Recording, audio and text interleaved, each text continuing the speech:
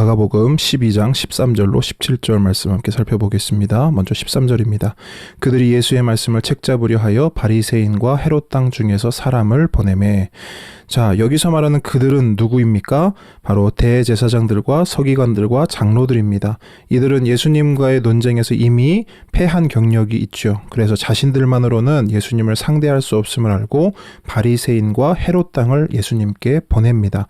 흥미로운 사실은 바리새인과 헤롯 땅은 서로 대척점에 있는 자들이라는 겁니다. 바리새인은 모든 율법을 철저히 지키려고 하는 정통 유대 민족주의자들인 반면에 헤롯 땅은 로마에 의해 세워진 헤롯 왕가를 지지하는 친로마 성향의 반민족주의자들이었습니다. 즉 야당과 여당이 힘을 합칠 수 없는 것처럼 바리새인과 헤롯 땅은 서로 힘을 합칠 수 없는 자들이었습니다. 그런데 이들에게 공동의 적 예수가 나타난 것이죠. 그래서 이들이 서로 힘을 합친 겁니다. 14절 15절입니다.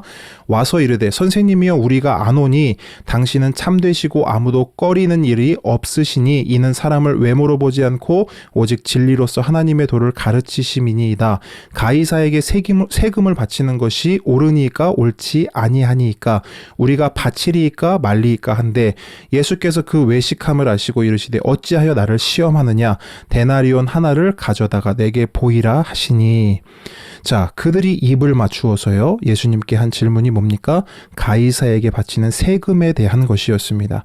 여기서 말하는 세금은 모든 성인 유대인들이 로마에 내야 하는 인두세를 말합니다. 그런데 인두세는요 그냥 세금이 아니었어요. 인두세를 낸다는 것은 로마의 식민지 백성이라는 것을 인정할 뿐 아니라 로마 황제에게 신적인 권위까지 있음을 인정하는 것이기 때문에 이것은 그냥 일반적인 세금이라고 할 수 없었던 것입니다. 그래서 모든 유대인들은 이 제도에 대한 큰 불만을 가지고 있었습니다.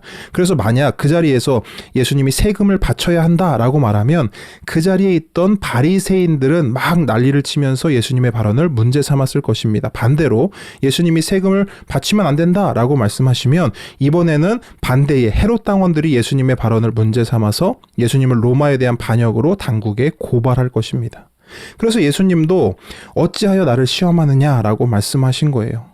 곤란하다는 것이죠. 그런데 예수님이 저들의 시험에 빠질 뿐이 아니죠. 예수님은 데나리온 하나를 가져오라고 말씀하십니다. 16절 17절입니다. 가져왔거늘 예수께서 이르시되 이 형상과 이 글이 누구의 것이냐 이르되 가이사의 것이니이다.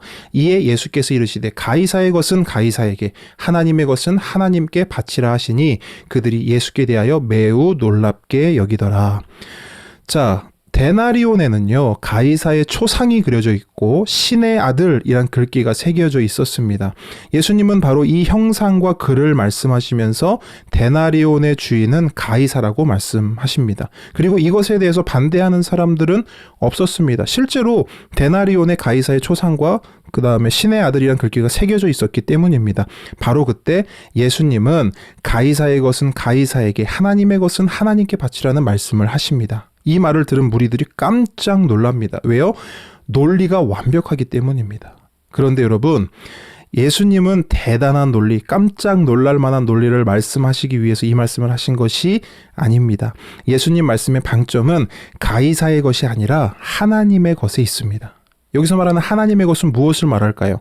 가이사의 형상이 새겨진 것이 가이사의 것이라면 하나님의 형상이 새겨진, 즉 하나님의 형상대로 지음받은 자들은 하나님의 것이 됩니다. 그럼 하나님의 형상대로 지음받은 자들은 누굽니까? 바로 그 자리에 모인 모든 사람들을 말하는 것입니다. 그럼에도 불구하고 그 자리에 모인 사람들은 가이사에게 바치는 인두세에 대한 불만만 가지고 있었습니다. 가이사의 것을 가이사에게 주는 것이 옳으냐 그르냐에만 모든 관심이 쏠려 있었던 것입니다. 하지만 정작 그들은 하나님께 자신들을 드리는 것에는 아무런 관심이 없었어요. 하나님의 것인 자신들을 하나님께 드리는 것에는 아주 조금의 관심도 없었던 것입니다. 예수님은 지금 그러한 모습을 지적하는 겁니다. 너희들이 진짜 관심 가져야 할 것은 가이사의 것이 아니라 하나님의 것인 너희들 자신을 하나님께 온전히 드리는 것이다. 예수님은 이 말씀을 하고 계신 겁니다. 여러분, 모든 인간은 하나님의 형상대로 지음받은 하나님의 것입니다. 그러므로 모든 인간은 마땅히 자기 자신을 하나님께 올려드려야 하지요. 그런데 문제가 생겼습니다. 선악과를 먹고 죄를 지음으로 모든 인간은 더 이상 하나님께 올려드릴 수 없게 되었습니다. 자발적으로 하나님께 올려드리고 싶어도 올려드릴 수가 없는 존재가 되었어요. 죄로 인하여서 이제는 하나님의 소유가 아니라 죄의 소유가 되었기 때문입니다.